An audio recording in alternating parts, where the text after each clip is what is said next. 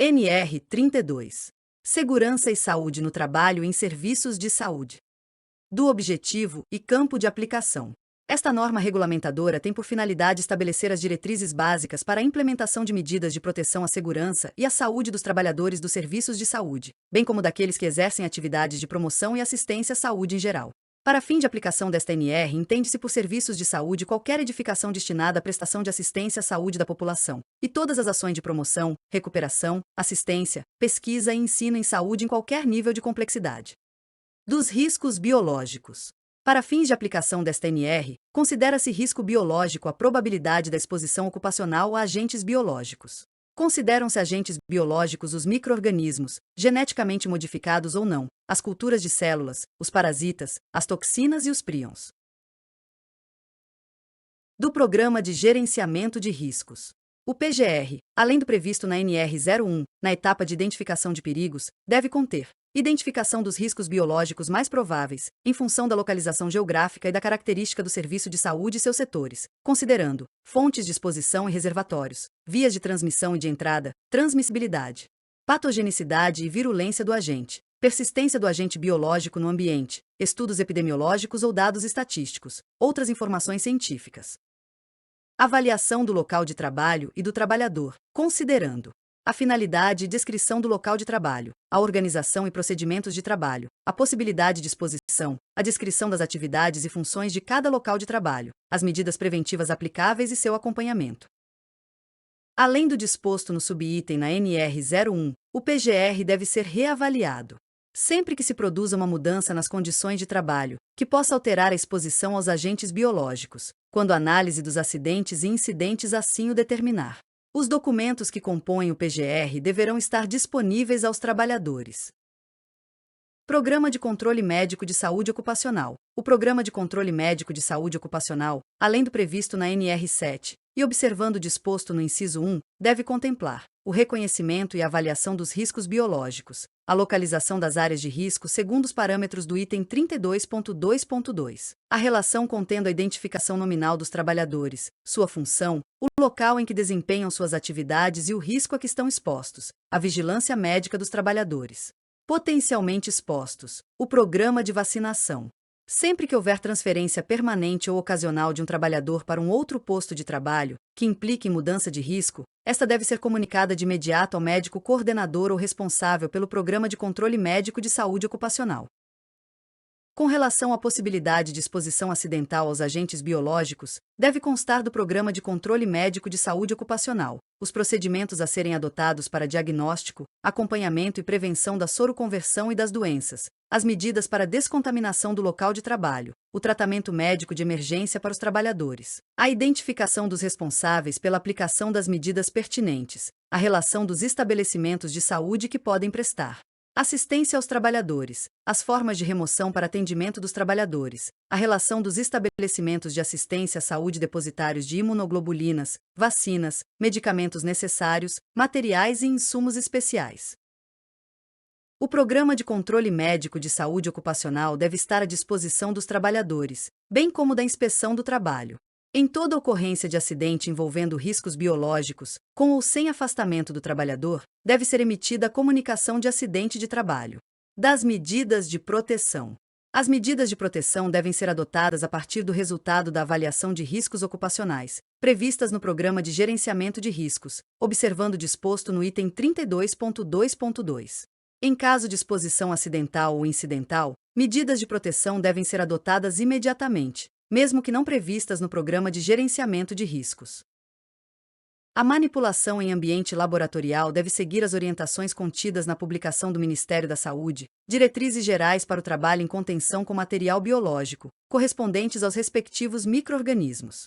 Todo local onde exista possibilidade de exposição ao agente biológico deve ter lavatório exclusivo para a higiene das mãos provido de água corrente, sabonete líquido, toalha descartável e lixeira provida de sistema de abertura sem contato manual. Os quartos ou enfermarias destinados ao isolamento de pacientes portadores de doenças infecto-contagiosas devem conter lavatório em seu interior. O uso de luvas não substitui o processo de lavagem das mãos, o que deve ocorrer, no mínimo, antes e depois do uso das mesmas. Os trabalhadores com feridas ou lesões nos membros superiores só podem iniciar suas atividades após avaliação médica obrigatória com emissão de documento de liberação para o trabalho. O empregador deve vedar a utilização de pias de trabalho para fins diversos dos previstos, o ato de fumar, o uso de adornos e o manuseio de lentes de contato nos postos de trabalho, o consumo de alimentos e bebidas nos postos de trabalho, a guarda de alimentos em locais não destinados para este fim, o uso de calçados abertos. Todos os trabalhadores com possibilidade de exposição a agentes biológicos devem utilizar vestimenta de trabalho adequada e em condições de conforto. A vestimenta deve ser fornecida sem ônus para o empregado. Os trabalhadores não devem deixar o local de trabalho com os equipamentos de proteção individual e as vestimentas utilizadas em suas atividades laborais. O empregador deve providenciar locais apropriados para fornecimento de vestimentas limpas e para deposição das usadas. A higienização das vestimentas utilizadas nos centros cirúrgicos e obstétricos, serviços de tratamento intensivo, unidades de pacientes com doenças infecto-contagiosa e quando houver contato direto da vestimenta com material orgânico, deve ser de responsabilidade do empregador. Os equipamentos de proteção individual, descartáveis ou não, deverão estar à disposição em número suficiente nos postos de trabalho, de forma que seja garantido o imediato fornecimento ou reposição. O empregador deve garantir a conservação e a higienização dos materiais e instrumentos de trabalho, providenciar recipientes e meios de transporte adequados para materiais infectantes, fluidos e tecidos orgânicos. O empregador deve assegurar capacitação aos trabalhadores, antes do início das atividades e de forma continuada, devendo ser ministrada, sempre que ocorra uma mudança das condições de exposição dos trabalhadores aos agentes biológicos, durante a jornada de trabalho, por profissionais de saúde familiarizados com os riscos inerentes aos agentes biológicos. A capacitação deve ser adaptada à evolução do conhecimento e à identificação de novos riscos biológicos e deve incluir os dados disponíveis sobre riscos potenciais para a saúde, medidas de controle que minimizem a exposição aos agentes, normas e procedimentos de higiene, utilização de equipamentos de proteção coletiva, individual e vestimentas de trabalho, medidas para a prevenção de acidentes e incidentes, medidas a serem adotadas pelos trabalhadores no caso de ocorrência de incidentes e acidentes. O empregador deve comprovar para a inspeção do trabalho a realização da capacitação através de documentos que informem a data, o horário, a carga horária, o conteúdo ministrado, o nome e a formação ou capacitação profissional do instrutor e dos trabalhadores envolvidos. Em todo local onde exista a possibilidade de exposição a agentes biológicos, devem ser fornecidas aos trabalhadores instruções escritas, em linguagem acessível, das rotinas realizadas no local de trabalho e medidas de prevenção de acidentes e de doenças relacionadas ao trabalho. As instruções devem ser entregues ao trabalhador, mediante recibo, devendo este ficar à disposição da inspeção do trabalho. Os trabalhadores devem comunicar imediatamente todo acidente ou incidente, com possível exposição a agentes biológicos, ao responsável pelo local de trabalho e, quando houver, ao Serviço de Segurança e Saúde do Trabalho e à CIPA.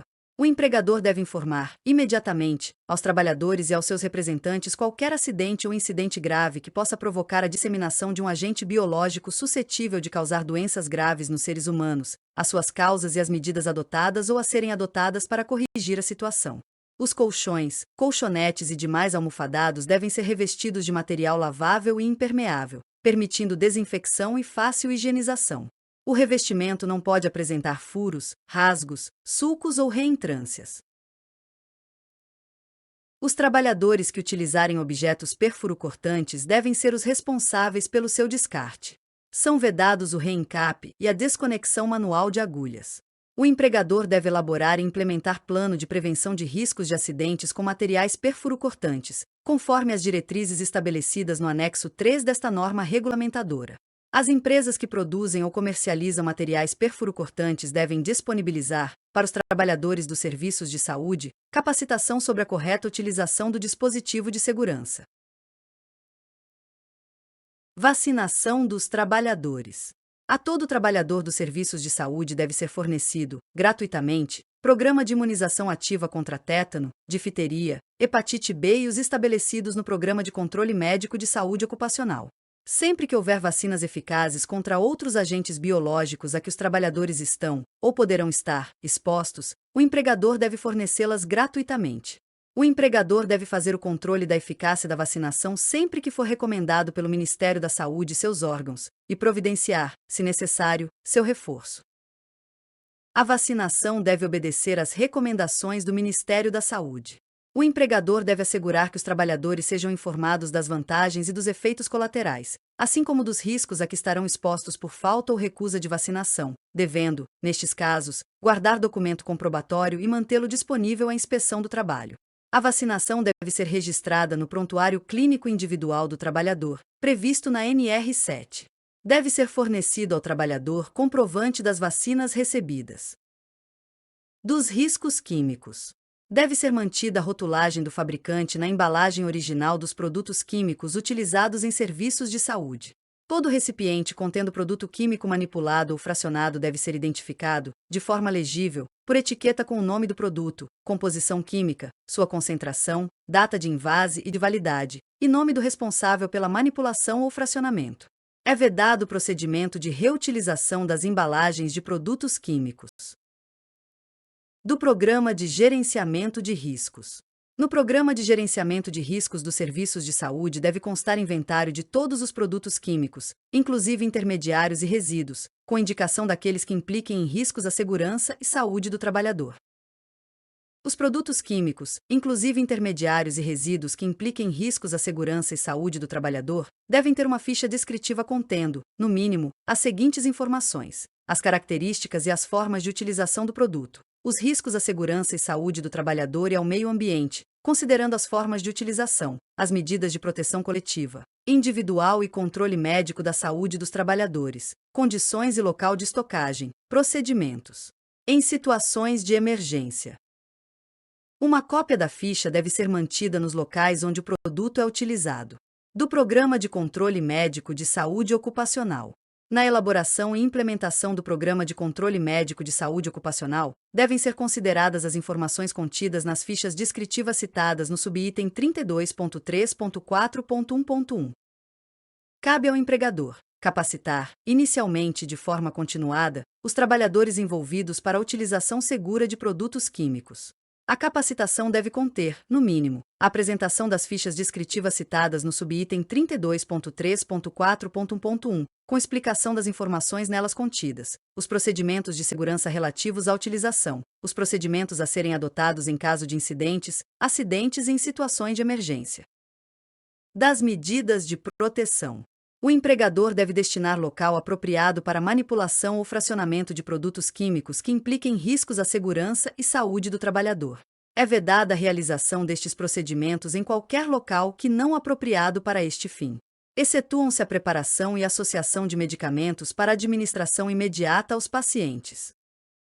O local deve dispor, no mínimo, de sinalização gráfica de fácil visualização para identificação do ambiente, respeitando o disposto na NR26, equipamentos que garantam a concentração dos produtos químicos no ar abaixo dos limites de tolerância estabelecidos nas NR9 e NR15 observando-se os níveis de ação previstos na NR9. Equipamentos que garantam a exaustão dos produtos químicos de forma a não potencializar a exposição de qualquer trabalhador, envolvido ou não no processo de trabalho, não devendo ser utilizado o equipamento tipo coifa, chuveiro e lava-óleos, os quais deverão ser acionados e higienizados semanalmente. Equipamentos de proteção individual, adequados aos riscos, à disposição dos trabalhadores, sistema adequado de descarte. A manipulação ou fracionamento dos produtos químicos deve ser feito por trabalhador qualificado. O transporte de produtos químicos deve ser realizado considerando os riscos à segurança e saúde do trabalhador e ao meio ambiente. Todos os estabelecimentos que realizam, ou que pretendem realizar, esterilização, reesterilização ou reprocessamento por gasóxido de etileno, deverão atender o disposto na Portaria Interministerial número 482. Nos locais onde se utilizam e armazenam produtos inflamáveis, o sistema de prevenção de incêndio deve prever medidas especiais de segurança e procedimentos de emergência. As áreas de armazenamento de produtos químicos devem ser ventiladas e sinalizadas. Devem ser previstas áreas de armazenamento próprias para produtos químicos incompatíveis. Dos gases medicinais. Na movimentação, transporte, armazenamento, manuseio e utilização dos gases, bem como na manutenção dos equipamentos, devem ser observadas as recomendações do fabricante, desde que compatíveis com as disposições da legislação vigente. As recomendações do fabricante, em português, devem ser mantidas no local de trabalho à disposição dos trabalhadores e da inspeção do trabalho. É vedado a utilização de equipamentos em que se constate vazamento de gás, submeter equipamentos a pressões superiores àquelas para as quais foram projetados, a utilização de cilindros que não tenham a identificação do gás e a válvula de segurança, a movimentação do cilindro sem a utilização dos equipamentos de proteção individual adequados, a submissão dos cilindros a temperaturas extremas, a utilização do oxigênio e do ar comprimido para fins diversos aos que se destinam, o contato de óleos, graxas, hidrocarbonetos ou materiais orgânicos similares com gases oxidantes, a utilização de cilindros de oxigênio sem a válvula de retenção ou dispositivo apropriado para impedir o fluxo reverso, a transferência de gases de um cilindro para outro, independentemente da capacidade dos cilindros, o transporte de cilindros soltos, em posição horizontal e sem capacetes. Os cilindros contendo gases inflamáveis, tais como hidrogênio e acetileno, devem ser armazenados a uma distância mínima de 8 metros daqueles contendo gases oxidantes, tais como oxigênio e óxido nitroso, ou através de barreiras vedadas e resistentes ao fogo. Para o sistema centralizado de gases medicinais devem ser fixadas placas, em local visível, com caracteres indeléveis e legíveis, com as seguintes informações: nominação das pessoas autorizadas a terem acesso ao local e treinadas na operação e manutenção do sistema, procedimentos a serem adotados em caso de emergência, número de telefone para uso em caso de emergência, sinalização alusiva a perigo dos medicamentos e das drogas de risco. Para efeito desta NR, consideram-se medicamentos e drogas de risco aquelas que possam causar genotoxicidade, carcinogenicidade, teratogenicidade e toxicidade séria e seletiva sobre órgãos e sistemas. Deve constar no PGR, além do previsto na NR1, a descrição dos perigos inerentes às atividades de recebimento, armazenamento, preparo, distribuição, administração dos medicamentos e das drogas de risco. Dos gases e vapores anestésicos. Todos os equipamentos utilizados para a administração dos gases ou vapores anestésicos devem ser submetidos à manutenção corretiva e preventiva, dando-se especial atenção aos pontos de vazamentos para o ambiente de trabalho, buscando sua eliminação. A manutenção consiste, no mínimo, na verificação dos cilindros de gases, conectores, conexões, mangueiras, balões, traqueias, válvulas, aparelhos de anestesia e máscaras faciais para ventilação pulmonar. O programa e os relatórios de manutenção devem constar de documento próprio que deve ficar à disposição dos trabalhadores diretamente envolvidos e da fiscalização do trabalho. Os locais onde são utilizados gases ou vapores anestésicos devem ter sistemas de ventilação e exaustão, com o objetivo de manter a concentração ambiental sob controle, conforme previsto na legislação vigente. Toda trabalhadora gestante só será liberada para o trabalho em áreas com possibilidade de exposição a gases ou vapores anestésicos após autorização por escrito do médico responsável pelo Programa de Controle Médico de Saúde Ocupacional, considerando as informações contidas no Programa de Gerenciamento de Riscos. Dos quimioterápicos antineoplásicos. Os quimioterápicos antineoplásicos somente devem ser preparados em área exclusiva e com acesso restrito aos profissionais diretamente envolvidos. A área deve dispor no mínimo de vestiário de barreira com dupla câmara, sala de preparo dos quimioterápicos, local destinado para as atividades administrativas, local de armazenamento exclusivo para estocagem. O vestiário deve dispor de pia e material para lavar e secar as mãos, lava-olhos, o qual pode ser substituído por uma ducha tipo higiênica, chuveiro de emergência, equipamentos de proteção individual e vestimentas para uso e reposição, armários para guarda de pertences, recipientes para descarte de vestimentas usadas. Devem ser elaborados manuais de procedimentos relativos à limpeza, descontaminação e desinfecção de todas as áreas, incluindo superfícies, instalações, equipamentos, mobiliário, vestimentas, EPI e materiais. Os manuais devem estar disponíveis a todos os trabalhadores e à fiscalização do trabalho. Todos os profissionais diretamente envolvidos devem lavar adequadamente as mãos, antes e após a retirada das luvas. A sala de preparo deve ser dotada de cabine de segurança biológica classe 2B2 e na sua instalação devem ser previstos, no mínimo, suprimento de ar necessário ao seu funcionamento, local e posicionamento, de forma a evitar a formação de turbulência aérea. A cabine deve estar em funcionamento no mínimo por 30 minutos antes do início do trabalho de manipulação e permanecer ligada por 30 minutos após a conclusão do trabalho. Ser submetida periodicamente a manutenções e trocas de filtros absolutos e pré-filtros de acordo com o programa escrito, que obedeça às especificações do fabricante, e que deve estar à disposição da inspeção do trabalho. Possuir relatório das manutenções, que deve ser mantido à disposição da fiscalização do trabalho. Ter etiquetas afixadas em locais visíveis com as datas da última e da próxima manutenção. Ser submetida a processo de limpeza, descontaminação e desinfecção nas paredes laterais internas e superfície de trabalho, antes do início das atividades. Ter a sua superfície de trabalho submetida aos procedimentos de limpeza ao final das atividades e no caso de ocorrência de acidentes com derramamentos e respingos. Com relação aos quimioterápicos antineoplásicos, compete ao empregador proibir fumar, comer ou beber, bem como portar adornos ou maquiar-se, afastar das atividades as trabalhadoras gestantes e nutrizes, proibir que os trabalhadores expostos realizem atividades com possibilidade de exposição aos agentes ionizantes, fornecer aos trabalhadores avental confeccionado de material impermeável, com frente resistente e fechado nas costas, manga comprida e punho justo, quando do seu preparo e administração. Fornecer aos trabalhadores dispositivos de segurança que minimizem a geração de aerossóis e a ocorrência de acidentes durante a manipulação e administração. Fornecer aos trabalhadores dispositivos de segurança para prevenção de acidentes durante o transporte. Além do cumprimento do disposto na legislação vigente, os equipamentos de proteção individual devem atender às seguintes exigências: ser avaliados diariamente quanto ao estado de conservação e segurança, estar armazenados em locais de fácil acesso e em quantidade suficiente para imediata substituição, segundo as exigências do procedimento ou em caso de contaminação ou dano. Com relação aos quimioterápicos antineoplásicos, é vedado iniciar qualquer atividade na falta de equipamentos de proteção individual, dar continuidade às atividades de manipulação quando ocorrer qualquer interrupção do funcionamento da cabine de segurança biológica. Dos procedimentos operacionais em caso de ocorrência de acidentes ambientais ou pessoais. Com relação aos quimioterápicos, entende-se por acidente ambiental contaminação do ambiente devido à saída do medicamento do invase no qual esteja condicionado, seja por derramamento ou por aerodispersóides sólidos ou líquidos. Pessoal, contaminação gerada por contato ou inalação dos medicamentos da terapia quimioterápica antineoplásica em qualquer das etapas do processo. As normas e os procedimentos, a serem adotados em caso de ocorrência de acidentes ambientais ou pessoais, devem constar em manual disponível e de fácil acesso aos trabalhadores e à fiscalização do trabalho.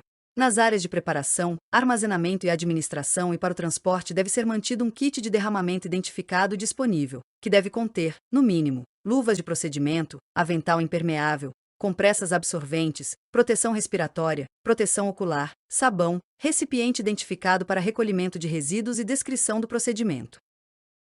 Da capacitação.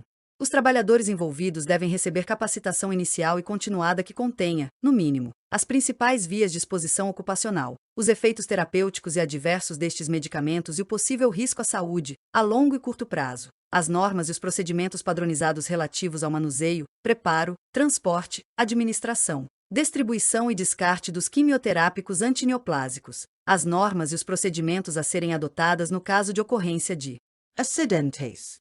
A capacitação deve ser ministrada por profissionais de saúde familiarizados com os riscos inerentes aos quimioterápicos antineoplásicos. Das radiações ionizantes. O atendimento das exigências desta NR, com relação às radiações ionizantes, não desobriga o empregador de observar as disposições estabelecidas pelas normas específicas da Comissão Nacional de Energia Nuclear e da Agência Nacional de Vigilância Sanitária, do Ministério da Saúde. É obrigatório manter no local de trabalho e à disposição da Inspeção do Trabalho o Plano de Proteção Radiológica, aprovado pela Comissão Nacional de Energia Nuclear, e para os serviços de radiodiagnóstico aprovado pela Vigilância Sanitária. O plano de proteção radiológica deve estar dentro do prazo de vigência, identificar o profissional responsável e seu substituto eventual como membros efetivos da equipe de trabalho do serviço, fazer parte do programa de gerenciamento de riscos do estabelecimento, ser considerado na elaboração e implementação do programa de controle médico de saúde ocupacional, ser apresentado na CIPA, quando existente na empresa, sendo sua cópia anexada às atas desta comissão. O trabalhador que realize atividades em áreas onde existam fontes de radiações ionizantes deve permanecer nestas áreas o menor tempo possível para a realização do procedimento, ter conhecimento dos riscos radiológicos associados ao seu trabalho, estar capacitado inicialmente de forma continuada em proteção radiológica, usar os EPI adequados para minimização dos riscos, estar sob monitoração individual de dose de radiação ionizante, nos casos em que a exposição seja ocupacional. Toda trabalhadora com gravidez confirmada deve ser afastada das atividades com radiações ionizantes, devendo ser remanejada para atividade compatível com seu nível de formação. Toda instalação radiativa deve dispor de monitoração individual e diárias. Os dosímetros individuais devem ser obtidos, calibrados e avaliados exclusivamente em laboratórios de monitoração individual acreditados pela Comissão Nacional de Energia Nuclear. A monitoração individual externa, de corpo inteiro ou de extremidades, deve ser feita através de dosimetria com periodicidade mensal e levando-se em conta a natureza e a intensidade das exposições normais e potenciais previstas. Na ocorrência ou suspeita de exposição acidental, os dosímetros devem ser encaminhados para leitura no prazo máximo de 24 horas. Após ocorrência ou suspeita de exposição acidental a fontes seladas, devem ser adotados procedimentos adicionais de monitoração individual, avaliação clínica e a realização de exames complementares, incluindo a dosimetria citogenética, a critério médico. Após ocorrência ou suspeita de acidentes com fontes não seladas, sujeitas à exposição externa ou com contaminação interna, devem ser adotados procedimentos adicionais de monitoração individual, avaliação clínica e a realização de exames complementares, incluindo a dosimetria citogenética, a análise in vivo e in vitro, a critério médico. Deve ser elaborado e implementado um programa de monitoração periódica de áreas, constante do plano de proteção radiológica, para todas as áreas da instalação radiativa. Cabe ao empregador implementar medidas de proteção coletiva relacionadas aos riscos radiológicos, manter profissional habilitado, responsável pela proteção radiológica em cada área específica, com vinculação formal com o estabelecimento, promover capacitação em proteção radiológica, inicialmente e de forma continuada, para os trabalhadores ocupacionalmente e para-ocupacionalmente expostos às radiações ionizantes, manter no registro individual do trabalhador as capacitações ministradas. Fornecer ao trabalhador, por escrito e mediante recibo, instruções relativas aos riscos radiológicos e procedimentos de proteção radiológica adotados na instalação radiativa, dar ciência dos resultados das doses referentes às exposições de rotina, acidentais e de emergências, por escrito e mediante recibo. A cada trabalhador e ao médico coordenador do Programa de Controle Médico de Saúde Ocupacional ou médico, encarregado dos exames médicos previstos na NR7. Cada trabalhador da instalação radiativa deve ter um registro individual atualizado, o qual deve ser conservado por 30 anos após o término de sua ocupação, contendo as seguintes informações: identificação, nome, DN, registro, CPF, endereço e nível de instrução, datas de admissão e de saída do emprego, nome e endereço do responsável pela proteção radiológica de cada período trabalhado, funções associadas às fontes de radiação com as respectivas áreas de trabalho, os riscos radiológicos. Aqui está ou esteve exposto, data de início e término da atividade com radiação, horários e períodos de ocupação, tipos de dosímetros individuais utilizados, registro de doses mensais e anuais, 12 meses consecutivos, recebidas e relatórios de investigação de doses, capacitações realizadas, estimativas de incorporações. Relatório sobre exposições de emergência e de acidente, exposições ocupacionais anteriores à fonte de radiação. O registro individual dos trabalhadores deve ser mantido no local de trabalho e à disposição da inspeção do trabalho. O prontuário clínico individual previsto pela NR7 deve ser mantido atualizado e ser conservado por 30 anos após o término de sua ocupação. Toda instalação radiativa deve possuir um serviço de proteção radiológica. O serviço de proteção radiológica deve estar localizado no mesmo ambiente da instalação radiativa e serem garantidas as condições de trabalho compatíveis com as atividades desenvolvidas, observando as normas da Comissão Nacional de Energia Nuclear e da Anvisa. O serviço de proteção radiológica deve possuir, de acordo com o especificado no Plano de Proteção Radiológica, equipamentos para monitoração individual dos trabalhadores e de área, proteção individual, medições ambientais de radiações ionizantes específicas para práticas de trabalho. O serviço de proteção radiológica deve estar diretamente subordinado ao titular da instalação radiativa. Quando o estabelecimento possuir mais de um serviço, deve ser indicado um responsável técnico para promover a integração das atividades de proteção radiológica destes serviços. O médico coordenador do Programa de Controle Médico de Saúde Ocupacional ou encarregado pelos exames médicos, previstos na NR7, deve estar familiarizado com os efeitos e a terapêutica associados à exposição decorrente das atividades de rotina ou de acidentes com radiações ionizantes. As áreas da instalação radiativa devem ser classificadas e ter controle de acesso definido pelo responsável pela proteção radiológica. As áreas da instalação radiativa devem estar devidamente sinalizadas em conformidade com a legislação em vigor, em especial quanto aos seguintes aspectos: utilização do símbolo internacional de presença de radiação nos acessos controlados. As fontes presentes nestas áreas e seus rejeitos devem ter as suas embalagens, recipientes ou blindagens identificadas em relação ao tipo de elemento radioativo, atividade e tipo de emissão, valores das taxas de dose e datas de medição em pontos de Referências significativos, próximos às fontes de radiação, nos locais de permanência e de trânsito dos trabalhadores, em conformidade com o disposto no plano de proteção radiológica. Identificação de vias de circulação, entrada e saída para condições normais de trabalho e para situações de emergência. Localização dos equipamentos de segurança.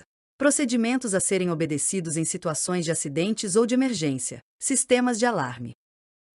Do Serviço de Medicina Nuclear. As áreas supervisionadas e controladas de serviço de medicina nuclear devem ter pisos e paredes impermeáveis que permitam sua descontaminação. A sala de manipulação e armazenamento de fontes radioativas em uso deve ser revestida com material impermeável que possibilite sua descontaminação, devendo os pisos e paredes ser providos de cantos arredondados, possuir bancadas constituídas de material liso, de fácil descontaminação, recobertas com plástico e papel absorvente, dispor de pia com cuba de, no mínimo, 40 centímetros de profundidade, e acionamento para abertura das torneiras sem controle manual. É obrigatória a instalação de sistemas exclusivos de exaustão, local, para manipulação de fontes não seladas voláteis, diária, para os serviços que realizem estudos de ventilação pulmonar. Nos locais onde são manipulados e armazenados materiais radioativos ou rejeitos, não é permitido aplicar cosméticos, alimentar-se, beber, fumar e repousar, guardar alimentos, bebidas e bens pessoais. Os trabalhadores envolvidos na manipulação de materiais radioativos e marcação de fármacos devem usar os equipamentos de proteção recomendados no Programa de Gerenciamento de Riscos e Plano de Proteção Radiológica. Ao término da jornada de trabalho, deve ser realizada a monitoração das superfícies de acordo com o Plano de Proteção Radiológica, utilizando-se monitor de contaminação. Sempre que for interrompida a atividade de trabalho, deve ser feita a monitoração das extremidades e de corpo inteiro dos trabalhadores que manipulam radiofármacos. O local destinado ao decaimento de rejeitos radioativos deve ser localizado em área de acesso controlado, ser sinalizado, possuir blindagem adequada, ser constituído de compartimentos que possibilitem a segregação dos rejeitos por grupo de radionuclídeos com meia-vida física próxima e por estado físico. O quarto destinado à internação de paciente, para a administração de radiofármacos, deve possuir blindagem, paredes e pisos com cantos arredondados, revestidos de materiais impermeáveis, que permitam sua descontaminação, sanitário privativo, biombo blindado junto ao leito, sinalização externa da presença de radiação ionizante, acesso controlado. Dos serviços de radioterapia. Os serviços de radioterapia devem adotar, no mínimo, os seguintes dispositivos de segurança. Salas de tratamento possuindo portas com sistema de intertravamento, que previnam o acesso indevido de pessoas durante a operação do equipamento. Indicadores luminosos de equipamento em operação, localizados na sala de tratamento e em seu acesso externo, em posição visível. Da braquiterapia. Na sala de preparo e armazenamento de fontes é vedada a prática de qualquer atividade não relacionada com a preparação das fontes seladas. Os recipientes utilizados para o transporte de fontes devem estar identificados com o símbolo de presença de radiação e atividade do radionuclídeo a ser deslocado. No deslocamento de fontes para utilização em braquiterapia deve ser observado o princípio da otimização, de modo a expor o menor número possível de pessoas. Na capacitação dos trabalhadores para manipulação de fontes seladas utilizadas em braquiterapia devem ser empregados simuladores de fontes. O preparo manual de fontes utilizadas em braquiterapia de baixa taxa de dose deve ser realizado em sala específica com acesso controlado, somente sendo permitida a presença de pessoas diretamente envolvidas com esta atividade. O manuseio de fontes de baixa taxa de dose deve ser realizado exclusivamente com a utilização de instrumentos e com a proteção de anteparo plumbífero. Após cada aplicação, as vestimentas de pacientes e as roupas de cama devem ser monitoradas para verificação da presença de fontes seladas. Dos serviços de radiodiagnóstico médico.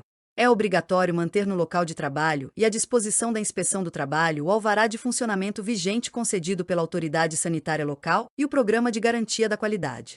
A cabine de comando deve ser posicionada de forma a permitir ao operador, na posição de disparo, eficaz comunicação e observação visual do paciente. Permitir que o operador visualize a entrada de qualquer pessoa durante o procedimento radiológico. A sala de raio-x deve dispor de sinalização visível na face exterior das portas de acesso, contendo o símbolo internacional de radiação ionizante, acompanhado das inscrições: raio-x, entrada restrita ou raio-x, entrada proibida a pessoas não autorizadas. Sinalização luminosa vermelha acima da face externa da porta de acesso, acompanhada do seguinte aviso de advertência: quando a luz vermelha estiver acesa, a entrada é proibida. A sinalização luminosa deve ser acionada durante os procedimentos radiológicos. As portas de acesso das salas com equipamentos de raio-x fixos devem ser mantidas fechadas durante as exposições. Não é permitida a instalação de mais de um equipamento de raio-x por sala. A câmara escura deve dispor de sistema de exaustão de ar localizado, pia com torneira. Todo equipamento de radiodiagnóstico médico deve possuir diafragma e colimador em condições de funcionamento para tomada radiográfica.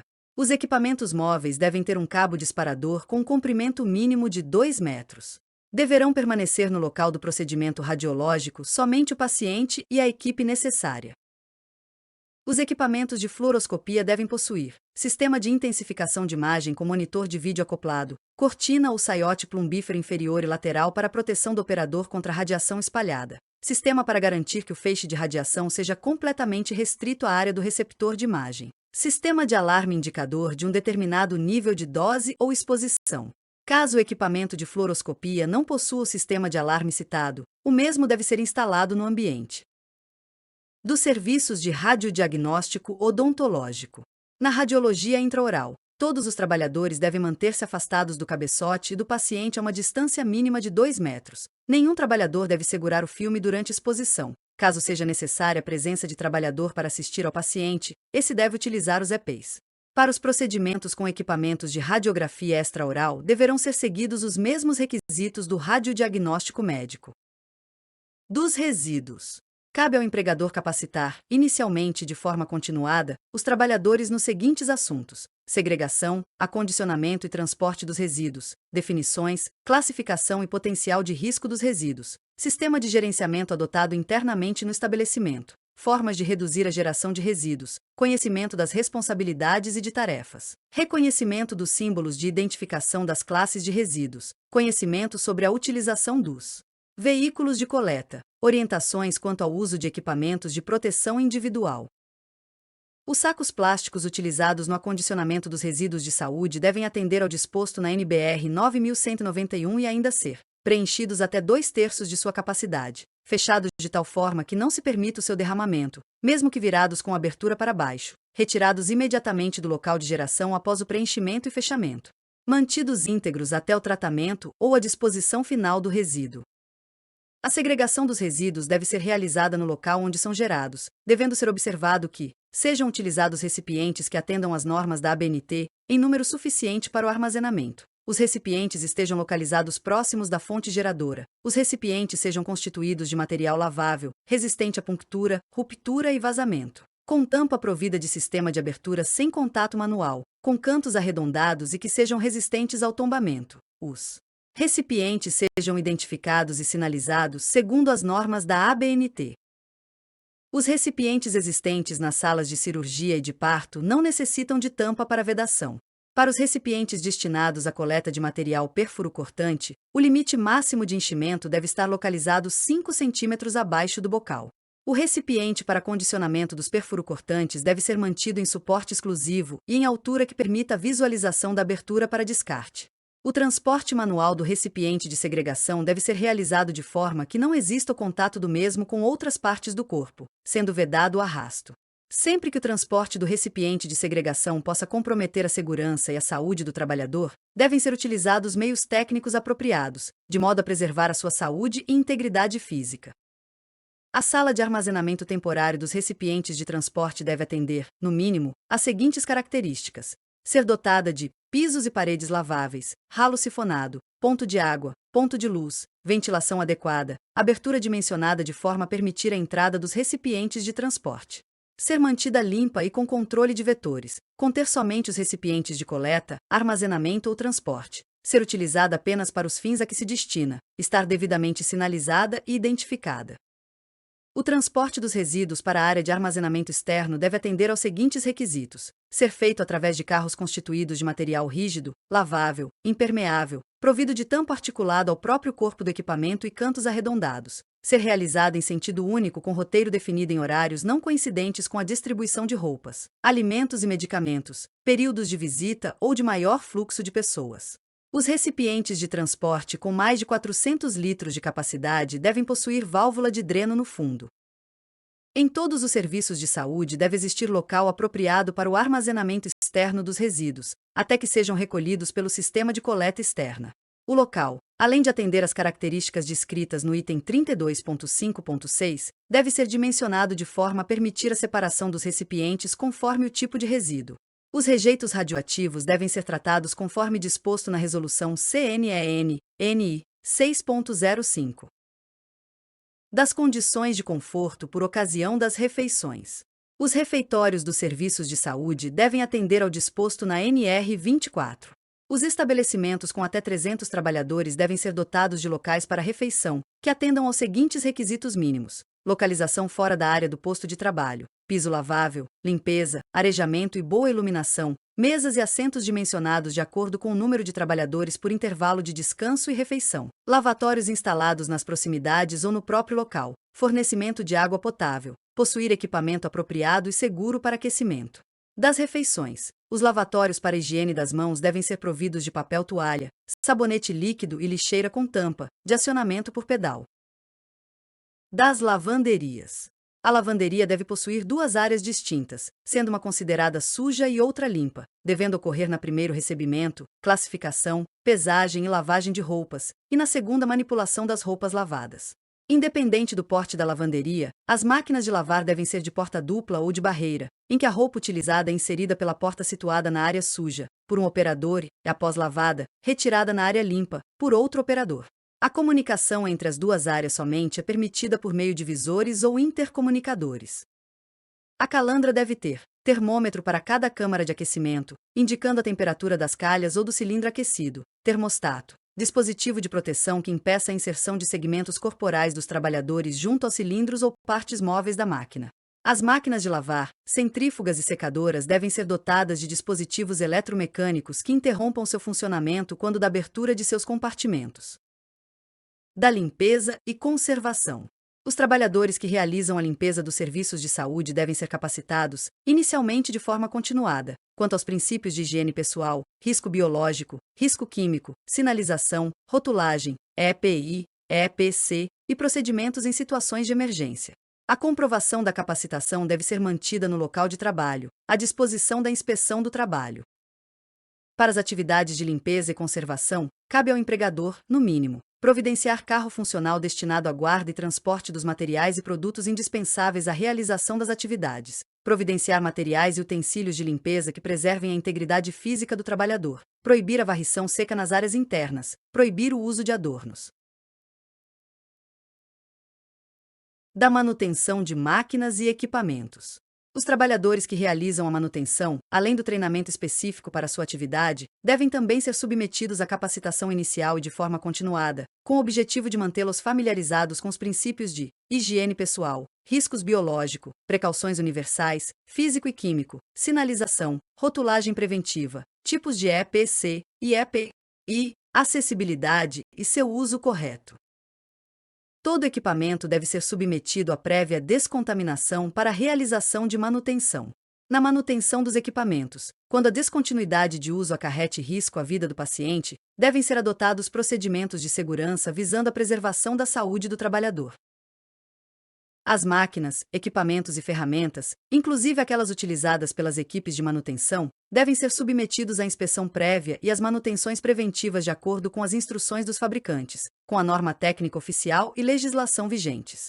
A inspeção e a manutenção devem ser registradas e estar disponíveis aos trabalhadores envolvidos e à fiscalização do trabalho.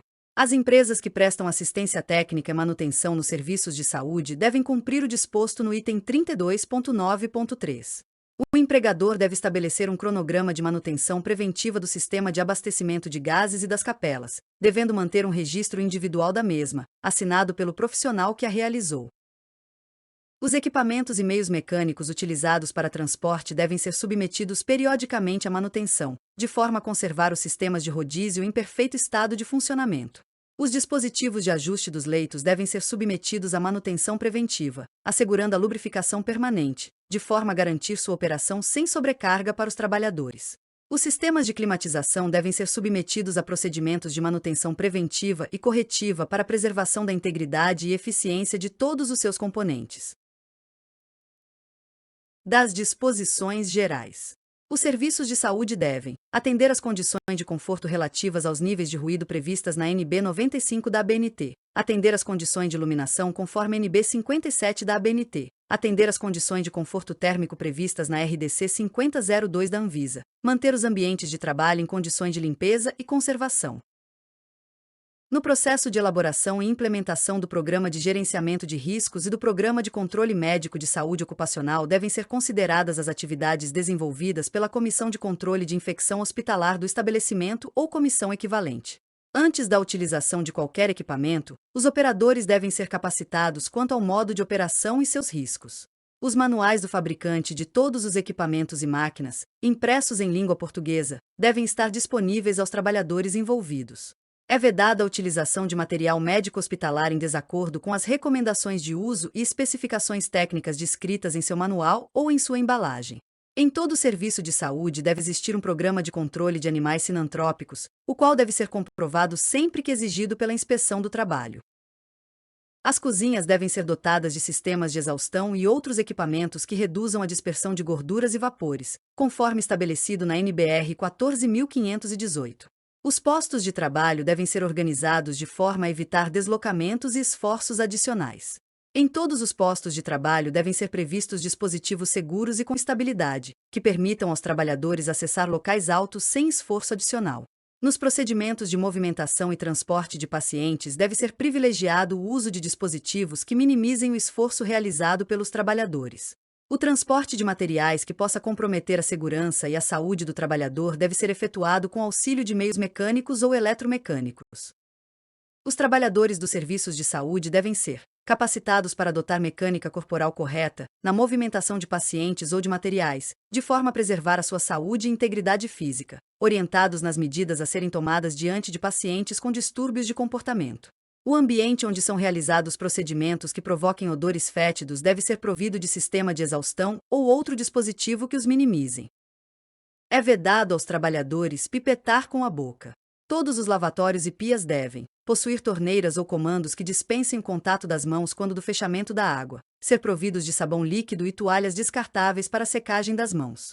As edificações dos serviços de saúde devem atender ao disposto na RDC 50. Os agentes biológicos são classificados em classe de risco 1, baixo risco individual para o trabalhador e para a coletividade, com baixa probabilidade de causar doença ao ser humano. Classe de risco 2, risco individual moderado para o trabalhador e com baixa probabilidade de disseminação para a coletividade. Podem causar doenças ao ser humano, para as quais existem meios eficazes de profilaxia ou tratamento.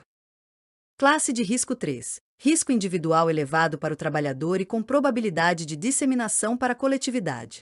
Podem causar doenças e infecções graves ao ser humano, para as quais nem sempre existem meios eficazes de profilaxia ou tratamento. Classe de risco 4, risco individual elevado para o trabalhador e com probabilidade elevada de disseminação para a coletividade. Apresenta grande poder de transmissibilidade de um indivíduo a outro. Podem causar doenças graves ao ser humano, para as quais não existem meios eficazes de profilaxia ou tratamento. Plano de prevenção de riscos de acidentes com materiais perfuro-cortantes.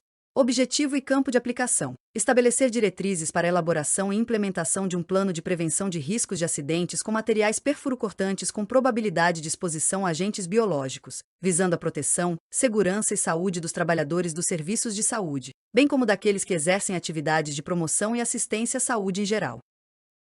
Entende-se por serviço de saúde qualquer edificação destinada à prestação de assistência à saúde da população, e todas as ações de promoção, recuperação, assistência, pesquisa e ensino em saúde em qualquer nível de complexidade. Materiais perfuro-cortantes são aqueles utilizados na assistência à saúde que têm ponta ou gume, ou que possam perfurar ou cortar. O dispositivo de segurança é um item integrado a um conjunto do qual faça parte o elemento perfuro-cortante ou uma tecnologia capaz de reduzir o risco de acidente, seja qual for o mecanismo de ativação do mesmo.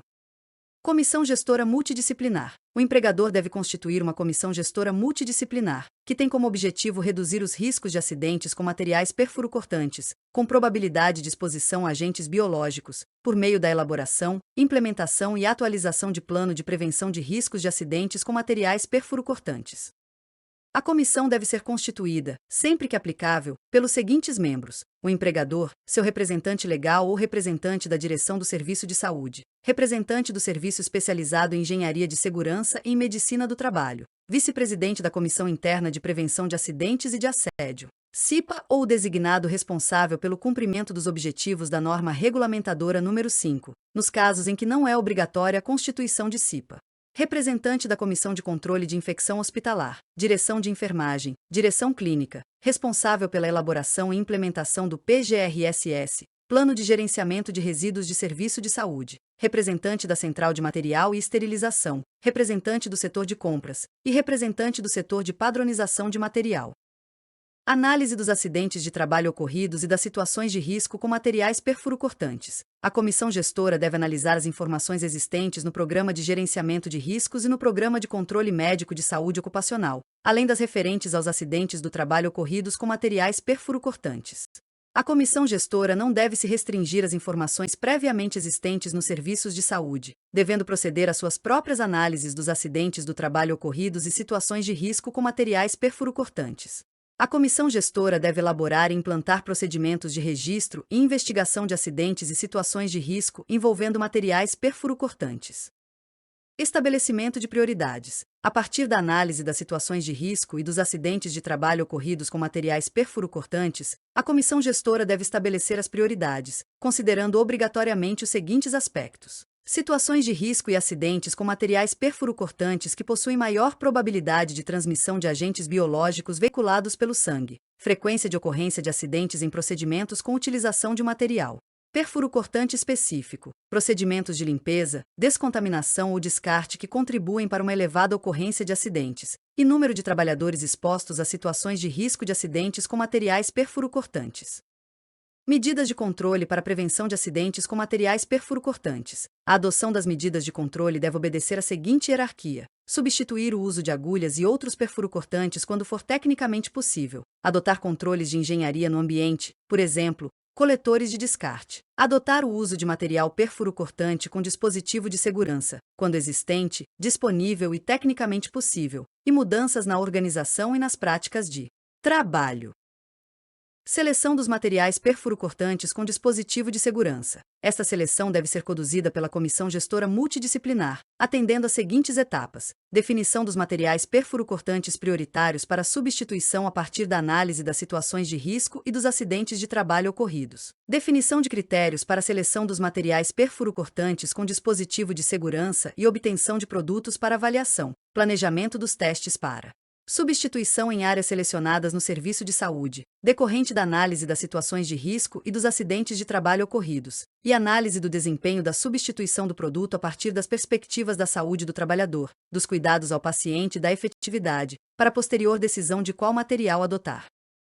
Capacitação dos trabalhadores. Na implementação do plano, os trabalhadores devem ser capacitados antes da adoção de qualquer medida de controle e de forma continuada para a prevenção de acidentes com materiais perfurocortantes. A capacitação deve ser comprovada por meio de documentos que informem a data, o horário, a carga horária, o conteúdo ministrado, o nome e a formação ou capacitação profissional do instrutor e dos trabalhadores envolvidos. Cronograma de implementação. O plano deve conter um cronograma para sua implementação. O cronograma deve contemplar as etapas dos itens 3 a 7 acima descritos e respectivos prazos para sua implantação. Este cronograma e a comprovação da implantação devem estar disponíveis para fiscalização do Ministério do Trabalho e Emprego e para os trabalhadores ou seus representantes. Monitoramento do plano. O plano deve contemplar monitoração sistemática da exposição dos trabalhadores a agentes biológicos na utilização de materiais perfurocortantes, utilizando análise das situações de risco e acidentes do trabalho ocorridos antes e após a sua implementação, como indicadores de acompanhamento. Avaliação da eficácia do plano. O plano deve ser avaliado a cada ano, no mínimo, e sempre que se produza uma mudança nas condições de trabalho e quando a análise das situações de risco e dos acidentes assim o determinar.